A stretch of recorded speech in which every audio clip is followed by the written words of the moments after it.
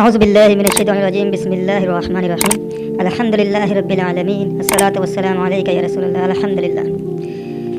تیسرا رکوع سورہ البقرہ کا آغاز کرتے ہیں۔ یا ایھا الناس اعبدوا ربکم الذی خلقکم والذین من قبلکم لعلکم تتقون۔ اے لوگو، بندگی کرو اپنے اس خداوند کی، پروردگار کی، پالنے والے کی، رب کی، پرورش کرنے والے کی، جس نے تم کو پیدا کیا، اور ان کو بھی جو تم سے پہلے گزرے، تاکہ محفوظ رہو دوزخ کی آگ سے، مشکلات سے، معاملات سے، پیچیدہ زندگی سے۔ بندگی کرنے کا واحد راستہ بتایا گیا ہے آیت نمبر 21 میں، ہر معاملے کا چھٹکارا۔ الذی جعل لکم الارض فراشا والسماء بناء وانزل من السماء ماء فاخرج به من الثمرات رزقا لکم فلا تجعلوا للہ اندادا وانتم تعلمون۔ اس کی بندگی جس نے تمہارے لیے زمین کو بچھونا، آسمان کو چھت بنایا اور اتارا آسمان سے پانی، اور اس سے پیدا کیے پھل تمہاری روزی کے لیے، تو تم اللہ کے ہمسر نہ ٹھہراؤ، درا حالانکہ تم جانتے ہو۔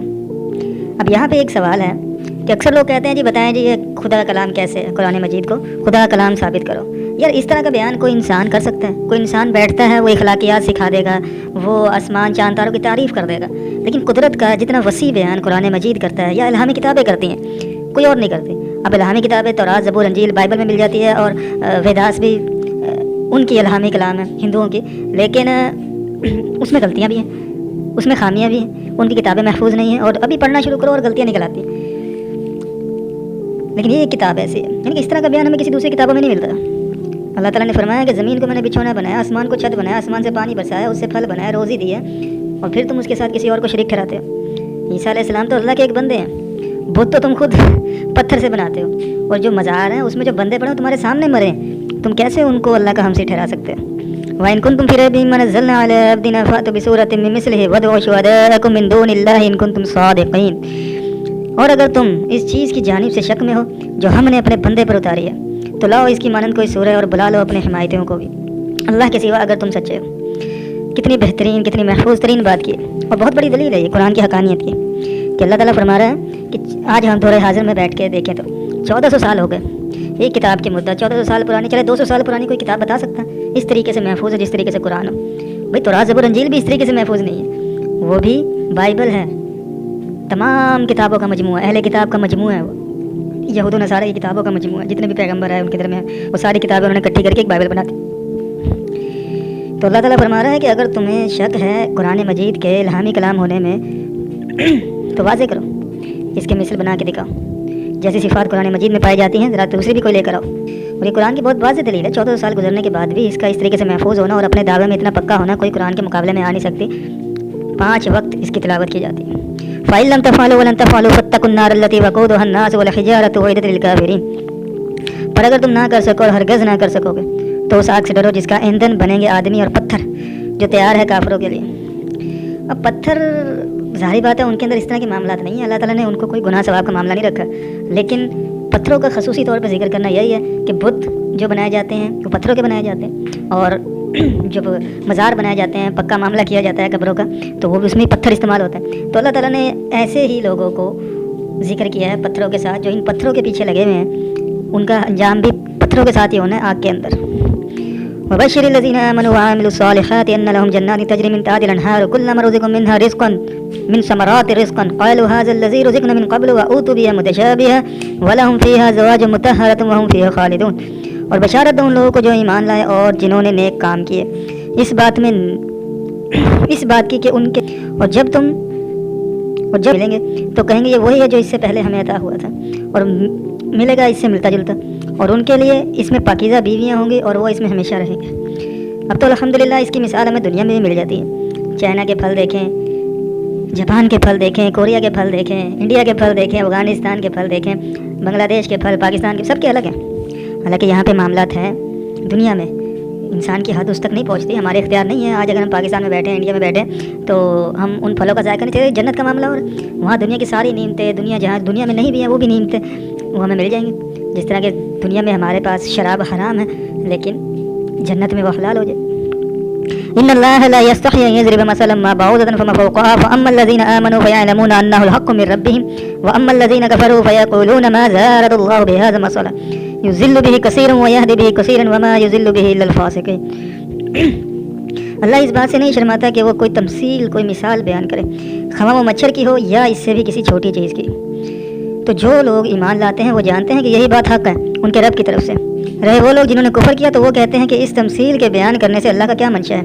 अल्लाह इस चीज़ से बहुतों को गुमराह करता है और बहुतों को हदायत देता है, और वो गुमराह नहीं करता मगर उन्हीं लोगों को जो नाफरमानी करते हैं।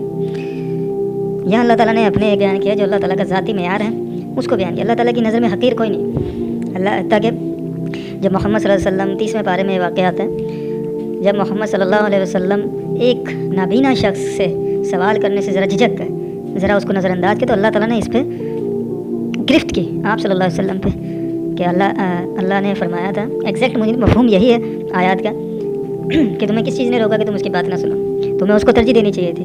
मुमकिन था वो सुनता समझता जानता। उस अंधे के बारे में, उस नाबीना शख्स के बारे में अल्लाह ताला ने आयत नाज़िल फरमाई मोहम्मद सल्लल्लाहु अलैहि वसल्लम को रजू करने के लिए, कुछ मामूली चीज़ को भी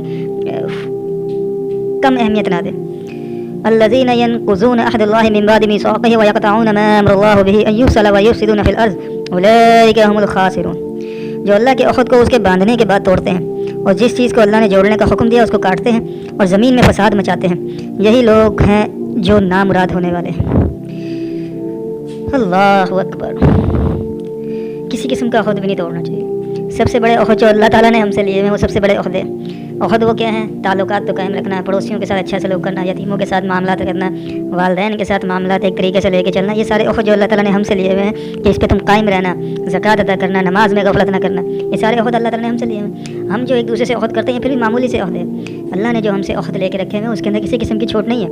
वो फ़र्ज़ हमारे जो हमारे लिए फ़र्ज़ कर दिए गए हैं, जो हमारे लिए छोड़ना किसी दर्जे में भी जायज़ नहीं है, तो हमें चाहिए कि उनको तरजीह दें, उन पर अमल करें। कैफ़ तकफ़ुरूना बिल्लाहि व कुंतुम अम्वातन फ़अहयाकुम सुम्मा युमीतुकुम सुम्मा युहयीकुम सुम्मा इलैहि तुरजऊन।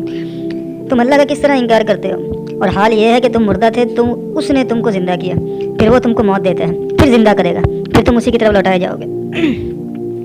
अल्लाह ताला ने अपनी कुदरत की आला मिसाल फरमाई है अपनी कुदरत की, और एक हकीकत में अपनी मामला भी वाज़े कर दिया है जो कि हम देखते हैं कि आर्ज़ी सी दुनिया है, हकीकत में अपनी मिसाल है कि आर्ज़ी सी दुनिया है, इसके अंदर हमने 50-60 साल गुजार के मर जाना है और फिर अल्लाह ताला ने एक वक्त मुकर्रर के बाद ज़िंदा कर देना है। हालांकि बरज़खी ज़िंदगी भी कोई अहमियत रखती है, लेकिन जो असल ज़िंदगी शुरू होगी आखिरत की वो उस वक्त होगी जब सारे के सारे इंसान दोबारा से उठाए जाएंगे।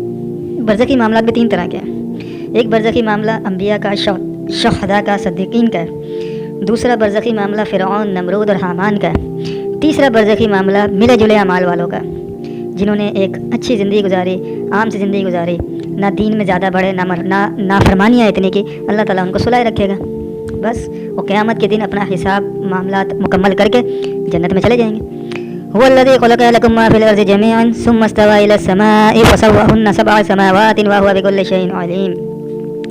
वही है जिसने तुम्हारे लिए सब कुछ पैदा किया जो ज़मीन में है, फिर आसमान की तरफ तवज्जो की और 7 आसमान इस्तवार कर दिए, और वह हर चीज़ का इल्म रखने वाला है।